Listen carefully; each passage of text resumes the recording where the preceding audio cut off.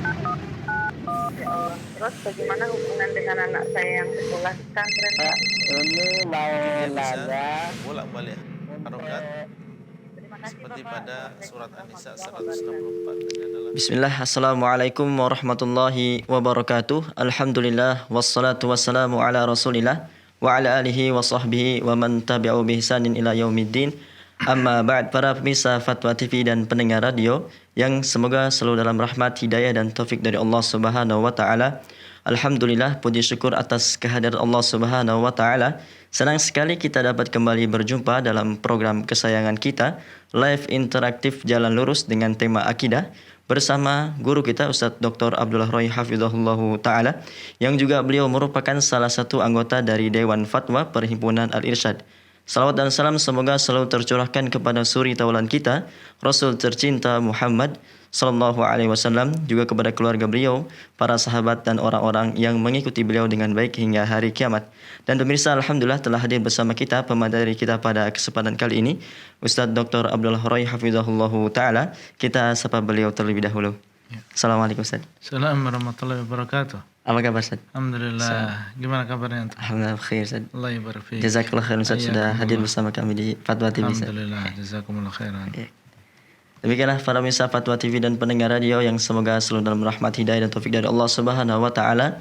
Kami juga informasikan bahwasanya live interaktif kita pada kesempatan kali ini juga disiarkan oleh beberapa stasiun radio. Di antaranya ada Radio Binbas Yogyakarta, Radio Sahabat Tegal, Radio MDFM Probolinggo, kemudian Radio Hang FM Batam, Radio Amuba Pangkal Pinang, Radio Sago FM Sumatera Barat, Radio Gema FM Bontang, Radio Al-Hikmah Bekasi, kemudian Radio Tuah FM Riau, Radio Madinah Caruban, dan Radio Mas FM Sragen. Kami ucapkan jazakumullahu khairan. Dan pemirsa, sebelum kita masuk kita tanya jawab, kita meminta kepada Ustadz untuk menyampaikan beberapa nasihat pembuka Ustadz. Ya. Bismillahirrahmanirrahim. Alhamdulillah Rabbil Alamin. Wa bihi nasta'inu ala umuri dunya wad din. Wa sallallahu ala nabiyyina Muhammadin wa ala alihi wa ashabihi wa tabi'ina lahum bi ihsanin ila yaumiddin, amma ba'd. Alhamdulillah, tentunya kita senantiasa memuji Allah SWT yang telah memberikan kepada kita banyak kenikmatan dan juga anugerah. Semoga Allah SWT menjadikan kita termasuk hamba-hambanya yang pandai bersyukur kepada Allah SWT. Para pemirsa Fatwa TV yang dimuliakan oleh Allah, Allah SWT dialah yang menciptakan siang dan juga malam. Dan dialah yang menjadikan sebagian malam lebih mulia daripada sebagian yang lain. Di antara malam yang dimuliakan oleh Allah dan telah datang di sana hadis yang menunjukkan tentang kemuliaannya adalah malam nisfu Sya'ban, malam tanggal 15 Sya'ban. Di dalam sebuah hadis yang diriwayatkan oleh Tabrani dan juga yang lain, dan hadis ini disahihkan oleh Syekh Al-Albani rahimahullah, Nabi SAW mengatakan, yattali'u Allah tabaraka wa ta'ala ila khalqihi lailatan nisfi min Sya'ban fayaghfiru li jami'i khalqihi illa li musyrikin aw musyahinin. Allah SWT, kata Nabi SAW, akan melihat kepada makhluk-makhluknya pada malam nisfu min Sya'ban. Itu malam tanggal 15. Fayaghfiru li jami'i khalqihi. Kemudian Allah SWT akan mengampuni untuk seluruh makhluknya. Allah akan mengampuni untuk seluruh makhluknya.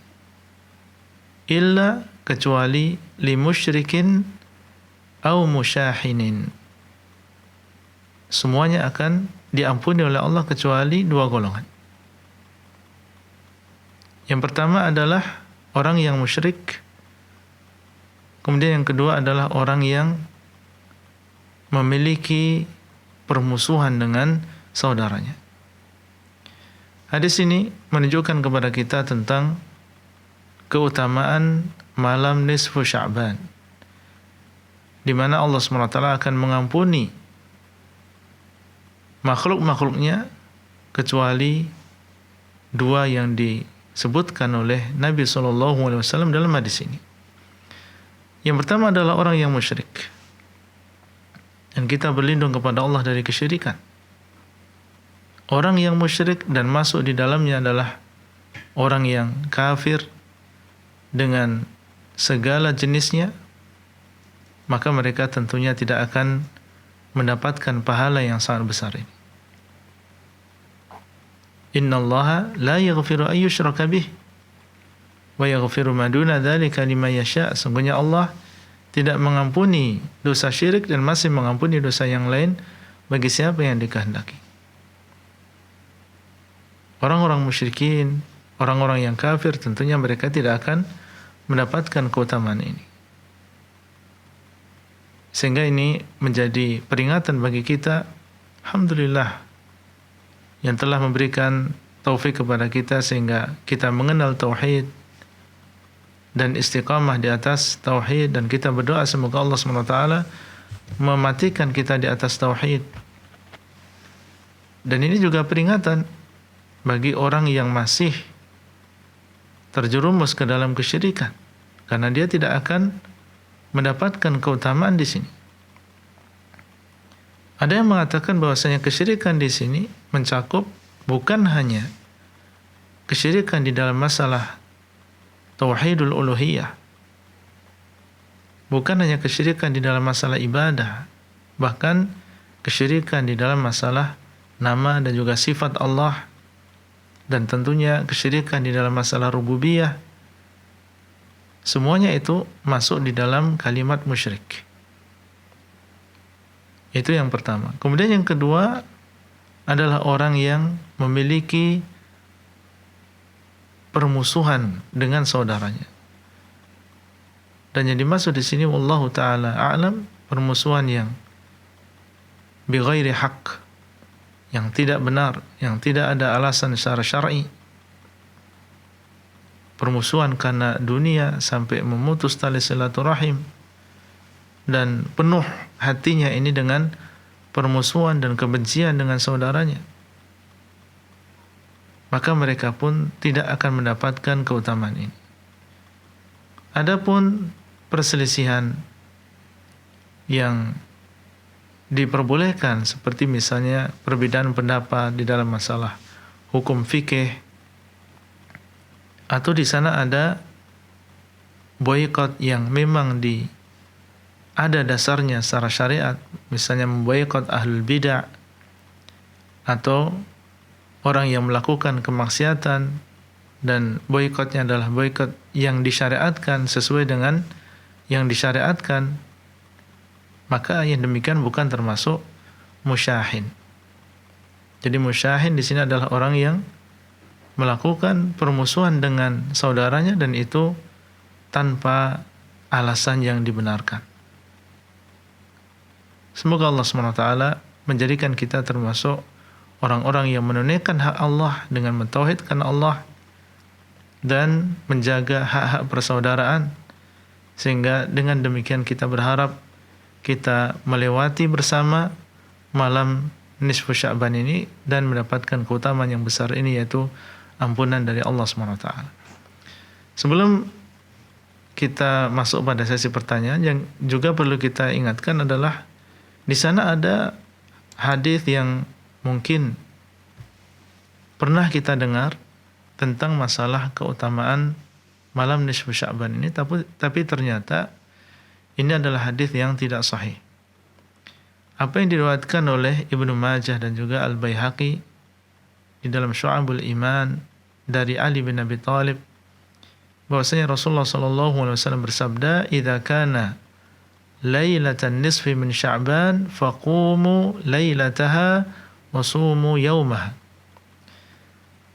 Kata Nabi sallallahu alaihi wasallam, apabila datang malam nisfu Sya'ban, maka hendaklah kalian salat di malam harinya dan berpuasalah di siang harinya. Jadi di sini disebutkan tentang perintah untuk melakukan sholat malam di malam tersebut dan melakukan puasa di siang harinya. Fa inna Allah yanzilu fiha li ghurubis syams ila sama'id dunya. Karena Allah SWT turun di malam tersebut dari semenjak tenggelamnya matahari ke langit dunia. Fayaqul, kemudian Allah mengatakan, ala mustaghfirun faghfirullah. Adakah yang memohon ampun, niscaya aku akan mengampuni dia. Ala mustarziqun fa'arzuqahu. Apakah ada orang yang meminta rezeki, niscaya aku akan memberikan rezeki kepadanya. Ala mubtalan fa'u'afiyahu. Apakah ada di sana yang sedang sakit, kemudian aku pun akan memberikan kesehatan, keselamatan untuknya. Ala sa'ilun fa'utiyah. Adakah yang meminta, maka akan memberikannya. Ala kada.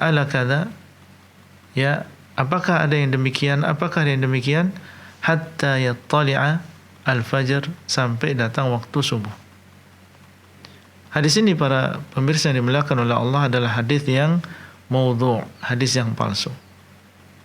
Ini harus kita ketahui karena di dalam sanadnya itu ada Ibnu Abi Subroh. Ibnu Abi Subroh berkata, Al-Imam Ahmad rahimahullah, kana yada'ul hadis. Dia adalah orang yang memalsukan hadis. Sehingga hadis ini tidak bisa kita jadikan hujjah. Tidak bisa kita jadikan dalil ia mengamalkan sholat malam di malam nisfu Sya'ban, demikian pula melakukan puasa pada tanggal 15-nya, itu siangnya. Jadi apa yang harus kita lakukan? Ya kita menganggap malam tersebut dalam masalah amal ya seperti biasa. Tidak ada keutamaan melakukan sholat malam di malam tersebut. Kalau ingin sholat malam, silahkan, tapi jangan sampai ada keyakinan bahwasanya malam tersebut diutamakan untuk melakukan sholat malam, karena tidak ada dalilnya. Demikian pula kalau kita ingin berpuasa di tanggal 15 dan niatnya tidak ada di sana keyakinan bahwa berpuasa di hari tersebut adalah memiliki keistimewaan, tidak masalah. Kita sudah terbiasa misalnya berpuasa sebelumnya, karena ini di bulan Sya'ban kita memperbanyak puasa, tidak masalah kita berpuasa di hari tersebut. Yang penting jangan sampai kita meyakini ada keutamaan khusus. Wallahu ta'ala a'lam. Jazakallah khair Ustaz. Demikianlah pemirsa nasihat pembuka dari Ustaz, semoga bermanfaat untuk kita semua. Kembali kami mengajak para pemirsa Fatwa TV dan pendengar radio yang ingin bertanya secara langsung pada Ustaz. Anda dapat menghubungi line interaktif kami di 0331544687. Kami ulangi, bagi Anda pemirsa yang ingin bertanya secara langsung pada Ustaz, khususnya seputar akidah, Anda dapat menghubungi line interaktif kami di 0331544687. Dan pemirsa, sembari kita menunggu penelpon yang bergabung, kita bacakan terlebih dahulu pertanyaan yang sudah ada Ustaz. Ya. Dari Muhammad Nibras di Jawa Tengah, kota Surakarta. Assalamualaikum warahmatullahi wabarakatuh Ustaz. Warahmatullahi wabarakatuh. Qadarullah, keluarga saya masih melakukan perbuatan atau acara yang tidak ada tuntunannya dari Rasulullah SAW. Apa hukum membantu acara tersebut? Jika tidak Anda bantu, ditakutkan malah Anda dikucilkan di keluarga Ustaz. Ya.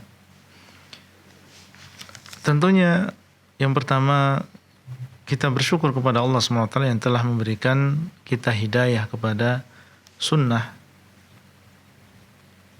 Di antara manusia dan di tengah-tengah masyarakat yang mereka masih belum terlalu dekat dengan sunnah Nabi SAW.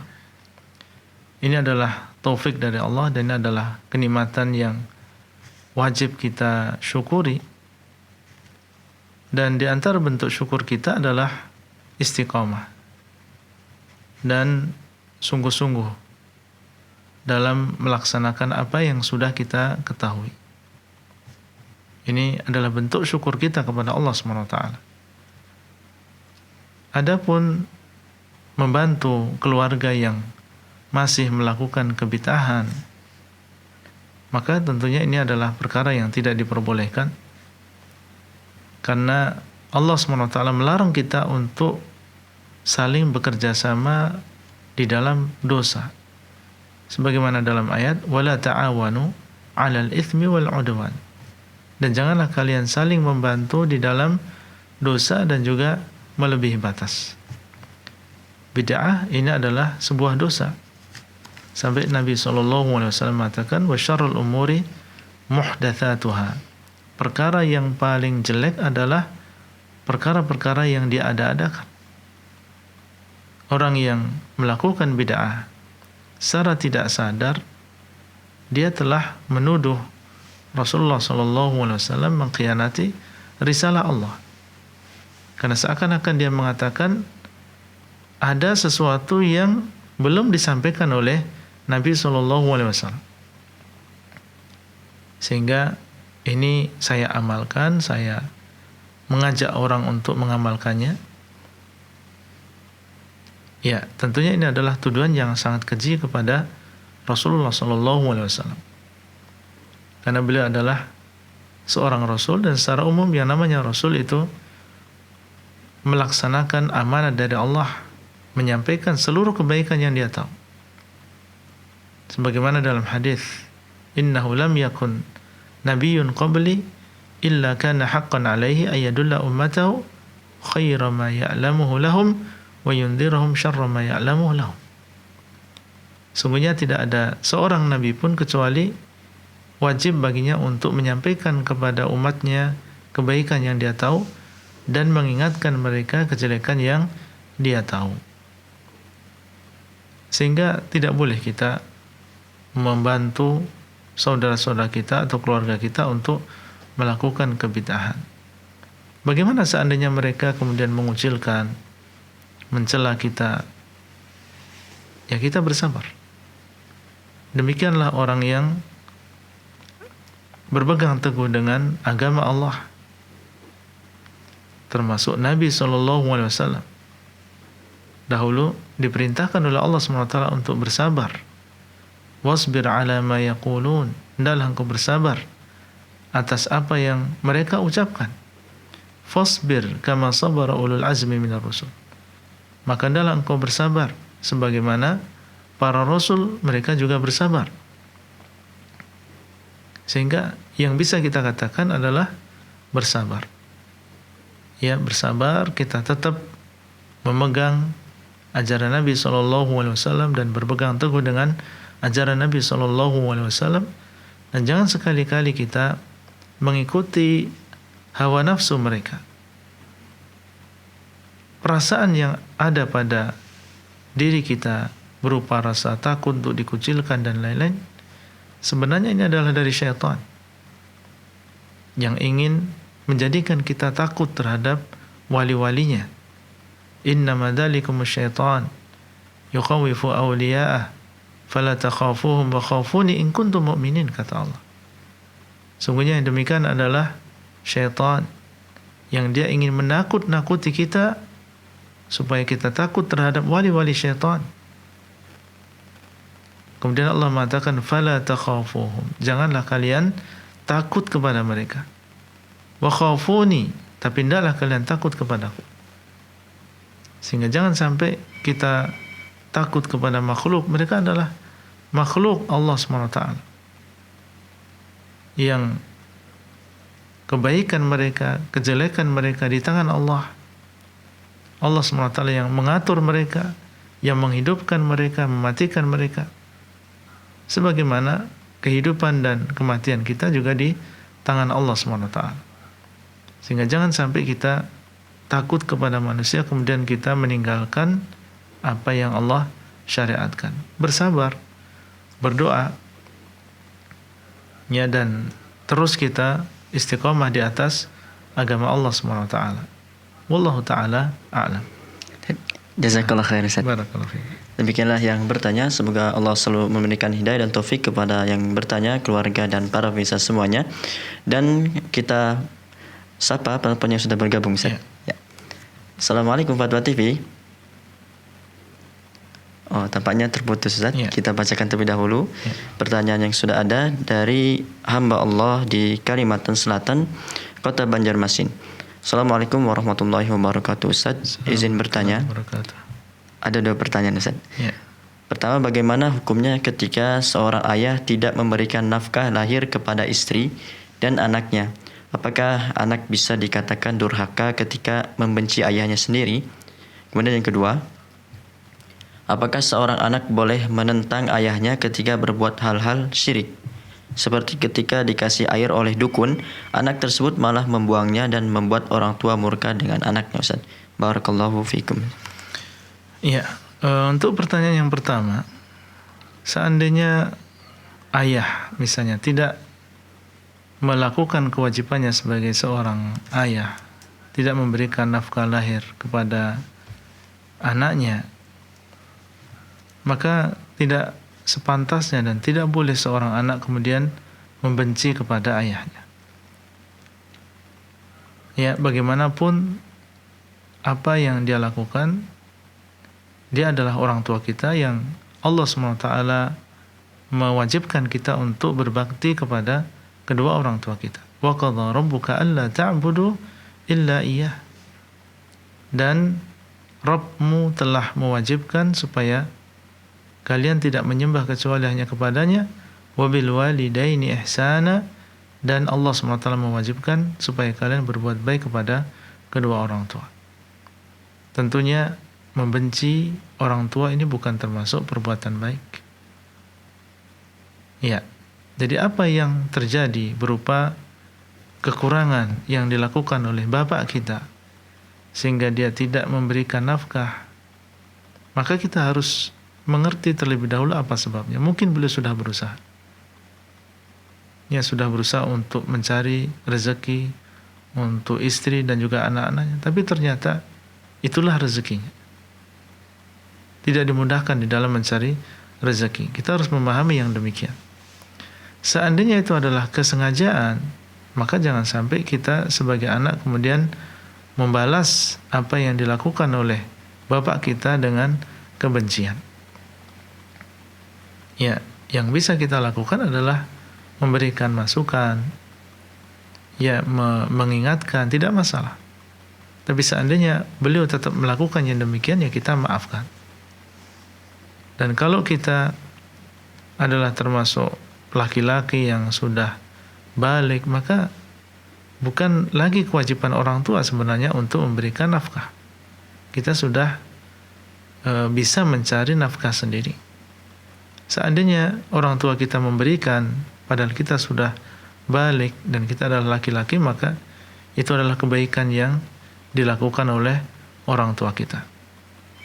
Jadi sekali lagi, tidak boleh kita kemudian membalas apa yang dilakukan oleh bapak kita tadi dengan kebencian. Yang bisa kita lakukan adalah bersabar, mengingatkan, dan kalau kita memang sudah dewasa dan kita sebagai laki-laki, maka kita bisa membantu bapak kita untuk mencari nafkah. Itu yang pertama. Kemudian yang kedua tentang apakah seorang anak boleh menentang ayahnya ketika ayahnya berbuat kesyirikan? Ya, kalau orang tua menyuruh kita untuk melakukan kesyirikan, maka jangan kita taati. Dan inilah yang Allah SWT katakan dalam Al-Quran, wa in jahadaka ala an tusyrika bima laysa laka bihi ilm fala tuti'ahuma wa sahibuhuma fid dunya ma'rufa. Kalau keduanya bersungguh-sungguh menyuruhmu untuk menyekutukan aku, maka janganlah engkau mentaati keduanya. Allah mengatakan fala tuti'huma, jangan engkau mentaati keduanya.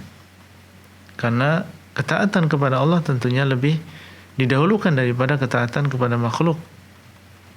La ta'ata li makhluqin fi ma'siyatil khaliq, kata Nabi sallallahu alaihi wasallam. Tidak ada ketaatan kepada makhluk kalau itu dalam kemaksiatan kepada Allah. Haram hukumnya kita mentaati makhluk di dalam kemaksiatan kepada Allah. Apalagi ini masalah syirik, dosa yang paling besar, membatalkan keislaman. Kalau seseorang meninggal dunia dalam keadaan melakukan kesyirikan yang besar, maka tempat kembalinya adalah neraka, dan sama sekali dia tidak akan masuk ke dalam surganya Allah. Ini bahaya yang besar.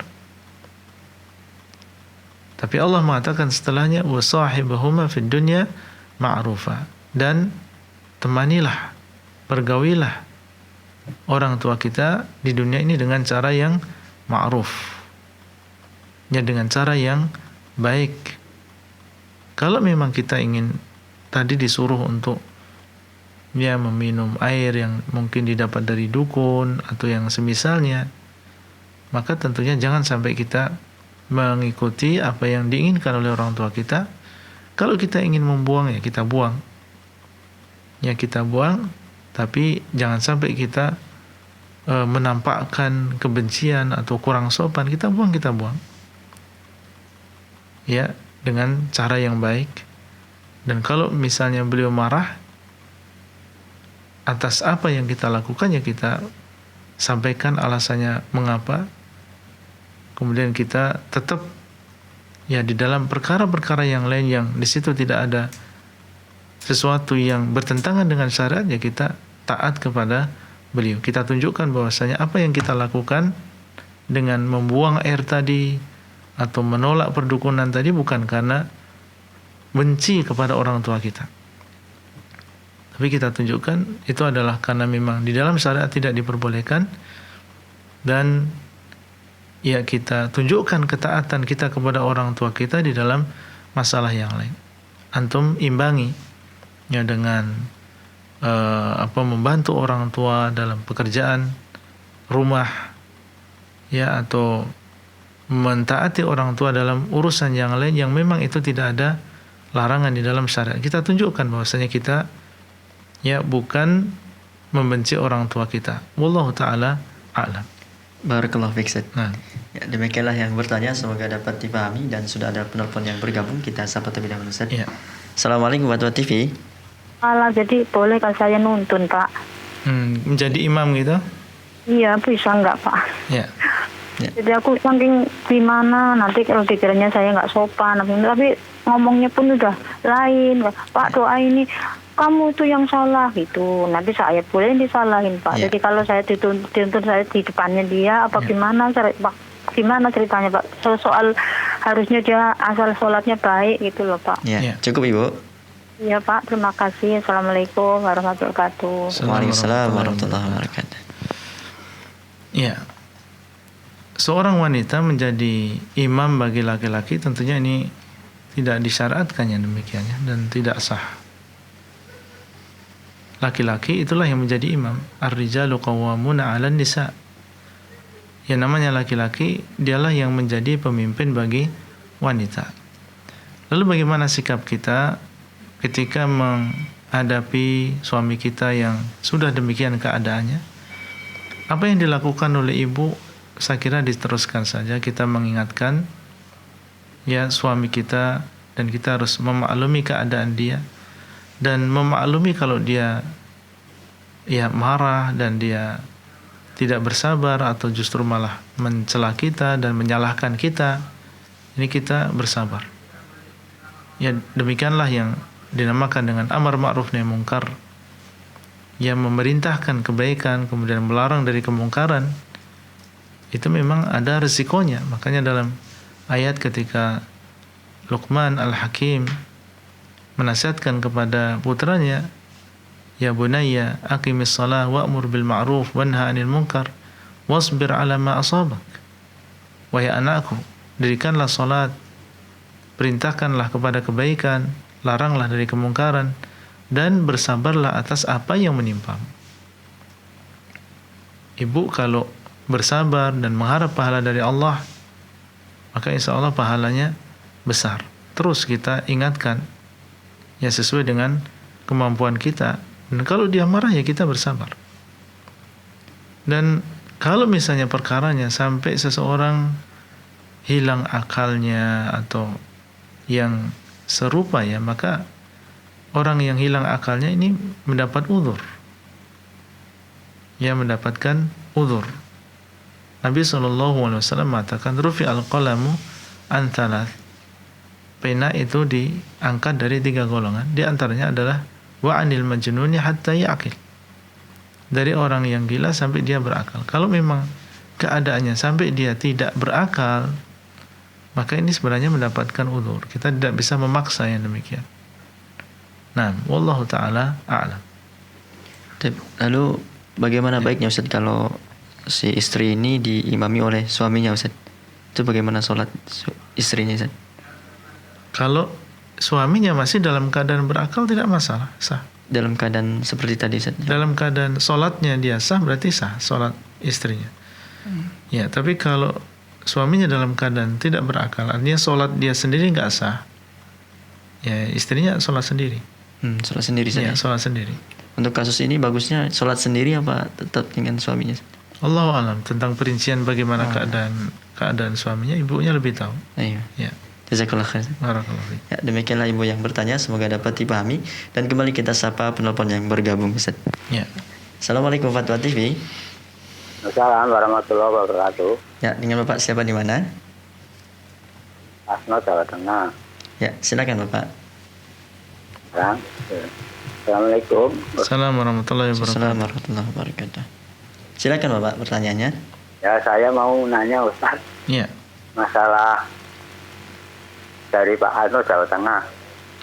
Nah, masalah sholat niku Saban, jadi besok tanggal 15 tidak usah dilaksanakan. Ya. Ya. Cukup jelas Ustaz? Cukup. Ya, cukup Bapak. Belum, nanti satu lagi. Oh ya. Satu lagi masalah ini.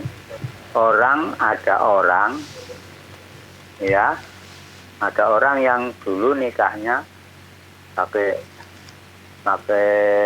catatan sipil, tapi sekarang sudah nikah kembali, tapi secara gimana itu sah apa enggak? Nikahnya gimana sebelumnya? Nikah kembali tapi secara siri. Secara Siri. sirri. Jadi maksudnya di Ya. ke KUA Ya. yang sama kiai. Baik, Pak. Cukup jelas Ustaz? Ya. Nah, Ya, cukup Bapak. gimana kedudukannya ya? Ya. Terima kasih. Assalamualaikum warahmatullahi wabarakatuh. Assalamualaikum warahmatullahi wabarakatuh. Bapak Kasno di Jawa Tengah. Untuk pertanyaan pertama, apa yang tadi kita jelaskan di awal tentang kepalsuan hadis yang isinya adalah perintah dari Nabi SAW untuk melakukan sholat malam di malam nisfu Sya'ban. Itu sudah menjawab insya Allah pertanyaan. Jadi kalau memang itu adalah hadis yang palsu, berarti itu bukan dari Nabi SAW. Itu dibuat oleh seseorang, diatasnamakan Nabi SAW. Maka jangan kita mengamalkan hadis yang palsu. Kita hanya mengamalkan hadis yang memang benar-benar datang dari Nabi SAW, seperti hadis-hadis yang sahih, hadis-hadis yang hasan. Ya, jadi di malam tersebut jangan kita melakukan sholat malam dengan keyakinan bahwasanya di situ ada keutamaan khusus. Tapi kalau hanya sekedar melakukan sholat malam saja seperti malam-malam sebelumnya dan tidak ada keyakinan ya yang khusus, keyakinan keutamaan khusus di malam tersebut untuk melakukan sholat malam, tidak masalah. Ya, tidak masalah. Jadi yang kita larang di sini adalah melakukan sholat malam dengan meyakini keutamaan khusus di malam tersebut, karena memang tidak ada dalilnya. Baik, tentang yang kedua, bagaimana dengan orang yang sudah pernah melakukan nikah siri ya, yang bukan bersama dengan KUA, tapi hanya sekedar sah secara agama? Apakah setelah itu dia diharuskan untuk melakukan akad lagi? Kita katakan bahwasanya kalau memang pernikahan yang siri, atau dalam bahasa Arab sirri ya, itu sesuai dengan aturan agama kita, artinya terpenuhi rukun-rukunnya, maka itu adalah sah. Secara agama di pandangan Allah SWT itu adalah sah, bukan termasuk perzinahan. Ya, sehingga tidak perlu lagi melakukan akad setelahnya, karena akad yang pertama sudah sah. Nah, kecuali kalau memang ada keperluan yang lain ya, karena di sana ada pernikahan di KUA yang untuk secara resminya di KUA dan terdaftar di negara atau di pemerintah kita, maka melakukan akad ulang. Tapi yang menjadikan dia sah sebagai suami istri sebenarnya sudah pada akad yang pertama. Ya, akad yang kedua itu hanya sekedar untuk dimasukkan datanya secara resmi di KUA. Wallahu taala a'lam. Jazakallah khair Ustaz. Nah, Ya, demikianlah Bapak yang bertanya. Semoga Allah selalu memberikan hidayah dan taufik kepada Bapak yang bertanya, keluarga dan para pemirsa semuanya. Kembali kita sapa penelpon yang bergabung, Ustaz. ya. Assalamualaikum Fatwa TV. Waalaikumsalam. Ya, dengan Bapak siapa di mana? Saya Ilyas di Jakarta Selatan, Pak. Ya, silakan Bapak pertanyaannya. Ada 2 pertanyaan, Ustadz. Assalamualaikum. Waalaikumsalam warahmatullahi warahmatullahi wabarakatuh. wabarakatuh. Pertama mengenai sholat, orang yang sholatnya duduk di kursi, itu karena kaki sakit, bisa berdiri, bisa rukuk, tapi tak bisa tasahud, sehingga sholat duduk di kursi. Apakah yang bersangkutan ini bisa menjadi imam sholat fardu? Kalau bisa, lalu makmumnya bagaimana? Itu pertanyaan pertama, Ustadz. Pertanyaan kedua, apakah di samping sholat tarawih pada bulan puasa, Rasul juga melakukan sholat tahajud di 2/3 malam? Itu aja Pak Ustadz. Terima kasih. Ya. Assalamualaikum. Assalamualaikum warahmatullahi wabarakatuh. Jazakallah khairan Bapak. Ya. Pertanyaan yang pertama tentang orang yang sholat dalam keadaan duduk dan dia sebagai imam, lalu bagaimana sikap makmum ya? Wallahu ta'ala a'lam. Setahu ana, sikap seorang makmum tetap dalam keadaan berdiri. Jadi imam dalam keadaan duduk karena dia uzur, tidak bisa melakukan sholat seperti yang lain. Adapun makmum, maka mereka sholat dalam keadaan berdiri. Ya, itu yang pertama. Kemudian yang kedua tentang masalah sholat tarawih yang dilakukan oleh Rasulullah SAW. Apakah beliau juga melakukan sholat tahajud pada akhir malam? Maka yang kita tahu, beliau SAW melakukan sholat tarawih di bulan Ramadan, dan disebutkan dalam hadis bahwasanya beliau SAW sholat bersama para sahabatnya di malam yang pertama. Kemudian di malam yang kedua beliau masih melakukan sholat tarawih bersama para sahabat di Masjid Nabawi. Kemudian malam yang ketiga, dan ketika beliau SAW melihat banyaknya para sahabat yang berkumpul untuk melakukan sholat tarawih, maka di malam yang berikutnya beliau tidak keluar dari rumah beliau. Ditunggu oleh para sahabat radhiyallahu ta'ala anhum di Masjid Nabawi sampai datang waktu subuh. Keluarlah beliau SAW mengimami salat subuh. Kemudian setelah itu menjelaskan kepada para sahabat mengapa beliau tidak keluar malam tersebut. Beliau khawatir apabila salat tarawih ini diwajibkan atas umat beliau SAW. tidak disebutkan di sini. Ya, apakah beliau kemudian melakukan sholat tahajud di akhir malam? Cuma kita mengambil dari keumuman dalilnya, bahwasanya Nabi SAW mengatakan sholatul lail mathna mathna. Sholat malam itu adalah 2 rakaat 2 rakaat. Fa idza khasya ahadukum as-subha falyusalli rakatan wahidah yutiru lahu ma qad shalla. Salat malam itu adalah 2 rakaat 2 rakaat. Maka apabila salah seorang di antara kalian takut datang waktu salat subuh, maka adalah dia salat 1 rakaat untuk mewitirkan apa yang dilakukan sebelumnya. Artinya itu menjadi penutup dari sholat malamnya. Ini menunjukkan bahwasanya sholat malam ini tidak ada batasnya. Tidak dibatasi dengan rakaat tertentu. Karena Nabi mengatakan sholat malam itu 2 rakaat 2 rakaat. Batasnya apa? Batasnya sholat subuh.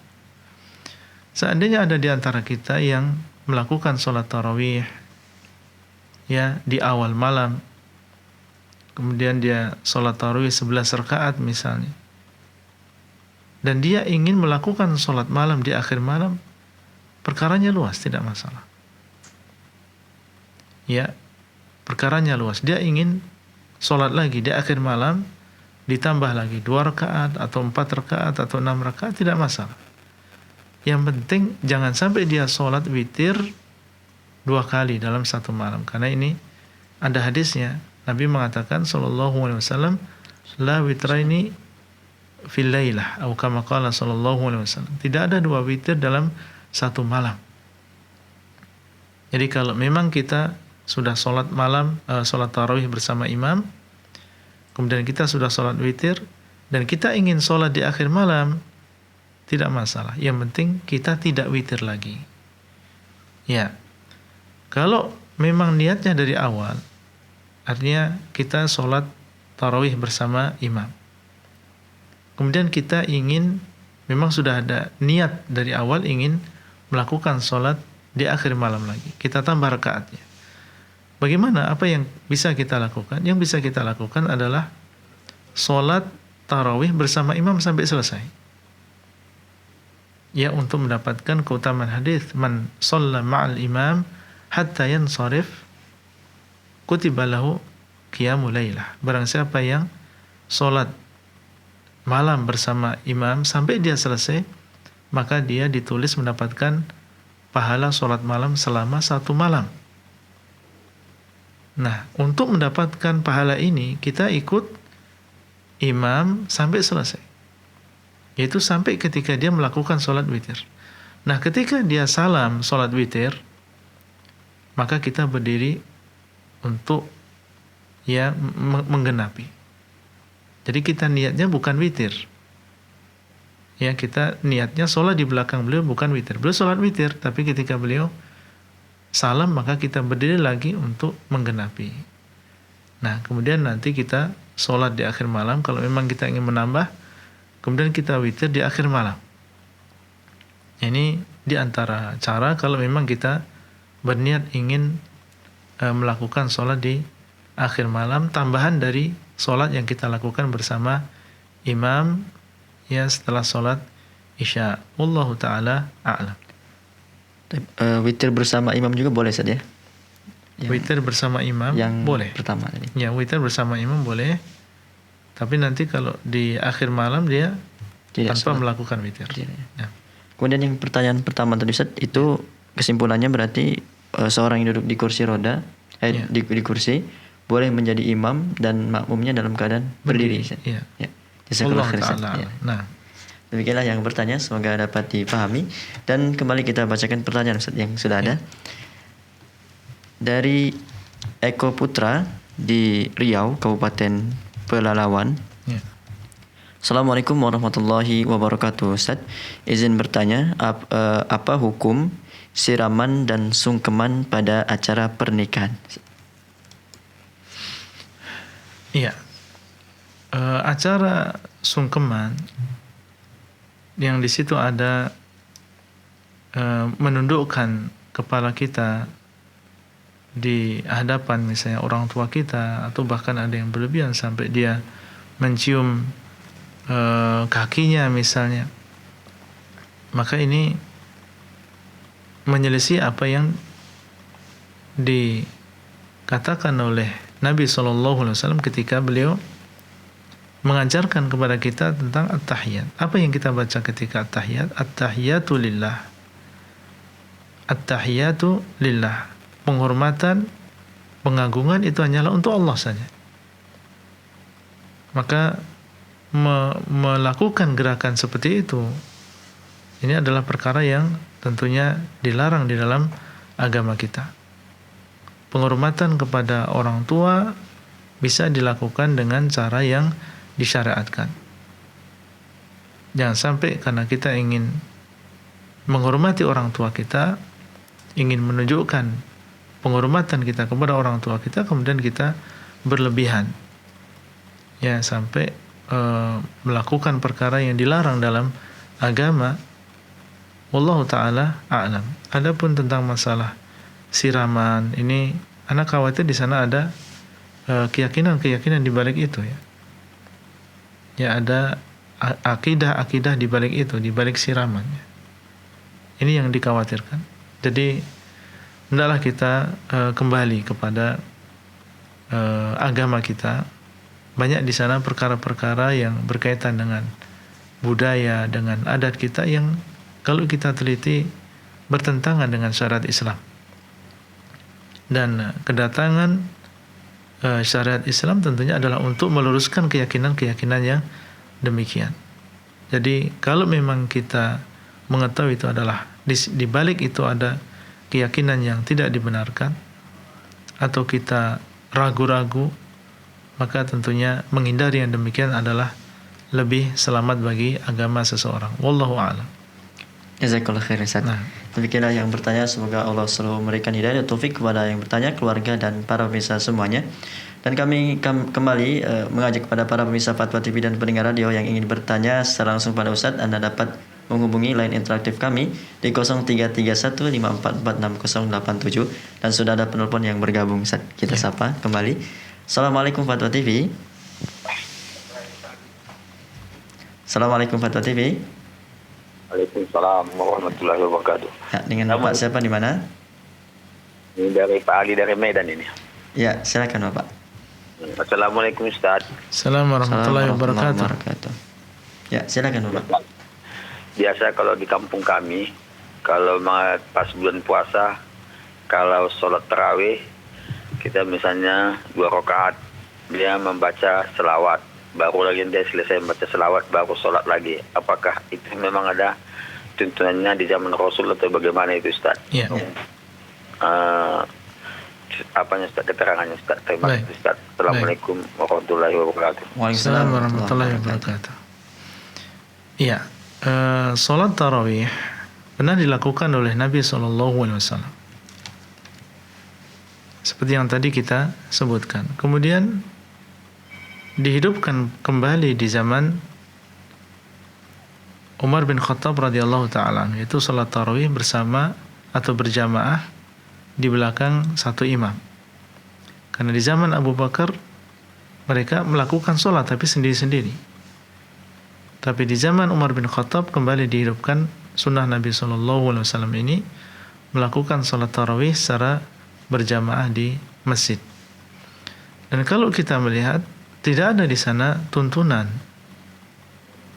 baik yang dilakukan oleh Nabi SAW atau yang dipraktekkan oleh para sahabat radhiyallahu ta'ala anhum, yang mereka tentunya adalah orang yang pernah melihat Nabi SAW melakukan salat tarawih, dan mereka adalah orang yang semangat untuk mengikuti Nabi SAW, tapi ternyata tidak kita temukan mereka melakukan ibadah ini atau perbuatan ini, yaitu mengucapkan sholawat setelah 2 rakaat, ya, kemudian atau 4 rakaat, kemudian berdiri dan setelah selesai mungkin mengucapkan sholawat lagi atau mengucapkan doa untuk Abu Bakar Kemudian yang ketiga mengucapkan doa untuk umat dan seterusnya. Nah ini yang seperti ini perlu dalil. Kalau memang tidak kita temukan yang demikian di dalam sunnah Nabi SAW dan tidak pernah dipraktekkan oleh para sahabat radhiyallahu taala anhum, tentunya kita diharuskan untuk meninggalkan perbuatan tersebut. Lalu bagaimana caranya? Caranya ya biasa saja. Kalau kita memang melakukan ya sholat tarawih, kemudian 2 rakaat, salam, ya langsung saja kita berdiri tanpa kita mengucapkan apapun. Nggak ada di sana memang zikir-zikir khusus yang dibaca di antara 2 sholat tersebut. Jadi ya berdiri saja ya sampai rakaat yang diinginkan, dan tidak ada di sela-sela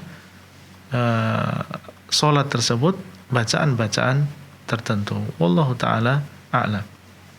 Jazakallah khair Ustaz. Demikianlah yang bertanya, semoga dapat difahami dan semoga Allah selalu memberikan hidayah taufik kepada yang bertanya, keluarga dan para pemirsa semuanya. Kembali kita sapa penelpon yang bergabung Ustaz. Nah, Assalamualaikum Fatwa TV. Ya, waalaikumsalam. Ya, dengan Bapak siapa di mana? Dari Pak Rifai di Sidoarjo. Ya, silakan Bapak. Iya. Begini, Pak. ya, Saya belum lama dengar dari seorang ustadz ya, bahwa fitnah kubur itu hadisnya doif. Nah, itu betul, Ustaz.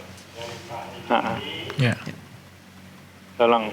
Ya, cukup Baik. Bapak. Ya, saya kira itu saja. Terima kasih. Nah, Jazakallah khairan. fitnah kubur atau pertanyaan 2 malaikat kepada seorang mayit di alam kuburnya, ini adalah keyakinan Ahlus Sunnah wal Jamaah berdasarkan hadis yang sahih dari Nabi SAW. Di antaranya adalah hadis Al-Bara' ibn Azib, di mana disebutkan di situ, idza dufina ahadukum au idza kubira ahadukum atahu malakan azraqan aswadan yuqalu li ahadihima munkar walil akhar nakir. Apabila salah seorang di antara kalian dikuburkan, maka akan datang kepadanya 2 malaikat yang hitam, yaitu hitam badannya, yang biru matanya. Salah satu di antara keduanya dinamakan munkar dan yang kedua dinamakan dengan nakir. Ini adalah hadis yang panjang. Setelahnya disebutkan tentang pertanyaan-pertanyaan, man rabbuk, siapakah Rabbmu, apakah agamamu, siapakah nabimu.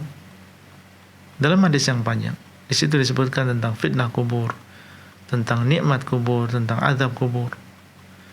Di dalam hadis yang lain, Nabi SAW pernah suatu saat beliau menguburkan salah seorang di antara sahabatnya. Kemudian setelah beliau selesai menguburkan, beliau berkata kepada para sahabat yang saat itu ikut menguburkan, mengatakan, istaghfiru li akhikum wasalulahu tathbit fa innahu al-ana yus'alu. Hendaklah kalian memohonkan ampun untuk saudara kalian, dan mintakanlah kepada Allah untuk dia ketetapan hati, karena sesungguhnya dia sekarang sedang ditanya. Ya, ini juga hadis yang sahih. Dan dalam hadis yang lain, Nabi SAW ditanya oleh sebagian sahabat, ya Rasulullah, ma balul mu'minina yuftanuna fi kuburihim illa asyahid. Wahai Rasulullah, mengapa orang-orang yang beriman ditanya di alam kuburnya kecuali orang yang mati syahid? Maka beliau mengatakan, kafa bi bariqatis suyufi fitnatan. Cukuplah dengan kilapan pedang atau kilatan pedang itu sebagai ujian bagi mereka. Ini menunjukkan bahwasanya fitnah kubur itu benar adanya, dan itulah yang disebutkan oleh para ulama ketika mereka menyebutkan, ketika mereka menulis kitab-kitab akidah, disebutkan oleh mereka bahwasanya di antara keyakinan Ahlus Sunnah wal Jamaah adalah meyakini adanya fitnah kubur, adanya azab kubur, adanya nikmat kubur. Adapun yang mengingkari, maka ini kemungkinan mereka terpengaruh dengan Mu'tazilah, yang mereka memang prinsipnya adalah kalau dalil sesuai dengan akal diterima, kalau tidak sesuai dengan akal maka tidak diterima. Menganggap bahwasanya fitnah kubur tidak sesuai dengan akal, atau azab kubur tidak sesuai dengan akal, sehingga mereka menolaknya. Terkadang mereka mencari-cari, ya, kalau bisa hadisnya didhaifkan mereka dhaifkan. Tapi kalau tidak mampu mereka untuk mendhaifkan, maka mereka berusaha untuk mentakwilnya. Hati-hati dengan orang yang demikian pemikirannya. Wallahu taala a'lam. Tadi adalah pertanyaan terakhir kita Ustaz pada kesempatan kali ini. Jazakallah khair atas waktu dan ilmunya Ustaz. Dan semoga kita dapat kembali berjumpa di lain kesempatan. Insyaallah biidznillah. Jazakallahu khairan. Iyakum. Demikianlah para pemirsa Fatwa TV dan pendengar radio yang semoga selalu dalam rahmat, hidayah dan taufik dari Allah Subhanahu wa taala. Bagi Anda yang Anda dapat terus menyaksikan live interaktif Fatwa TV dan pada hari Senin hingga Jumat, dan bagi Anda yang ingin mengetahui informasi seputar Fatwa TV dan Dewan Fatwa Perhimpunan Al-Irsyad, Anda dapat mengunjungi website kami di www.dewanfatwa.com. Dan kami ucapkan jazakumullah khair atas kebersamaannya bersama kami. Semoga apa yang Ustaz sampaikan bermanfaat untuk kita semua. Kita tutup live interaktif kita pada kesempatan kali ini dengan doa kafaratul majlis. Subhanakallahumma bihamdika asyhadu an la ilaha illa anta astaghfiruka wa atubu ilaik. Wassalamualaikum warahmatullahi wabarakatuh. Terus bagaimana hubungan dengan anak saya yang sekolah di pesantren? Ini mau nanya Bolak-balik harokat Terima kasih seperti Bapak. pada surat An-Nisa 164 ini adalah